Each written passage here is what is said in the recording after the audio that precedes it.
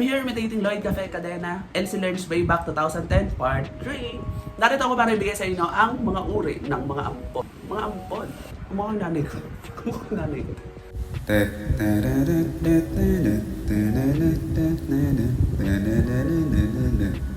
Bawat tao ay merong kanya-kanyang ugali. Nakadepende na lamang ito kung saan siya namana. Maaaring namana sa ninuno, namana sa kaklase, namana sa mga totoong nitong mga magulang. Narito ang mga ilang mga ugali ng mga ampon. Bawat tao ay may kakayahang maging magulang. Maaaring biological man or hindi. Maaaring kunin mo mga anak yan o hindi. Once na alam mo ang salitang parenting at ready ka mag-aruga ng isang bata, pwede ka nang maging magulang, pwede ka nang maging tatay, at pwede ka na rin maging ina yung lahat. Sa pagiging magulang, sa pagtayo bilang isang magulang, hindi nakabase sa edad, hindi nakabase sa estado nito sa buhay. Once na alam ang parenthood, go! Pwede ka nang maging magulang. Pero what more? Kung sa tinagal-tagal ba naman ang panahon na pagdadasal mo na sana mahanap ang totoo mong anak, what if napalaki mo na pala mismo yung totoo mong anak? At sa tinagal-tagal din ang panahon ng pagiging ampon mo, sa tinagal-tagal din ang panahon ng pagdasal mo na sana makilala mo tunay mong ina, literal na tunay mo palang ina ang nagpalaki sa'yo. Dahil sa dinami-dami mo naman ang pwede mo yung tsuhin.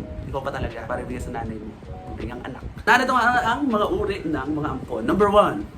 The spoiled. Bawat tayo may kanya-kanyang ugali. Paano kung in-spoiled mo mismo yung ampon mo? As in, spoiled brat. Sila yung mga tipo na talagang ayaw magpalugi. Sila yung tipo na araw-araw didildil sa'yo na hindi ka nila tunay na magulang. Ayoko na mag-aral. So dito lang ako all time. Dito na lang talaga ako all time. Please, ayoko na mag-aral. Bigyan mo pala ako ng iPhone 16. Number 2. Ito yung tipo na manipulative. As in, bongga-bongga manipulative yan. Sa hirap pa naman talaga ng buhay. Nakuha mo pa talaga mag-rebelde. Oo, nakuha mo pa talaga mag-rebelde. Nakuha mo pa talaga mag-shot sa lobis mo ng pamamahay niyo. Oo, ampun. Number 3. The superhero. Ito yung tipong ayaw magpalugi. As in, gagawin ang lahat. Oo. Ano pa? Saan ka ba nagmana? Saan ka ba nanggaling? Ano bang pinagmulan mo? Tao ka ba? Judge, tulungan niyo po ako. Kasi po inaasar mo ko. Gusto ko ba sila mapalayas? Hindi mo sila pwedeng palayasin. Alam mo kung bakit? Hindi naman kasi talaga sa inyo tong lupa. Oo. Yung agreement na pinirmahan ng tatay mo, ay pumapayag lang yun na patuloy yun kayo dito mismo sa lupa na to. At yung agreement naman na hawak nila, sulat lang yun na in behalf of your agreement ng tatay mo, ay pumapayag magtayo ng isa pang bahay sa tabi ng bahay niya.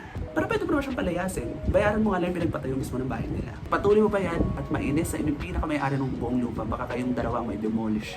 Squatter yarn. Sino ba naman kasi nagsabi na pero renovate mo ng bonggang-bongga yung bahay mo? Number 5. Last.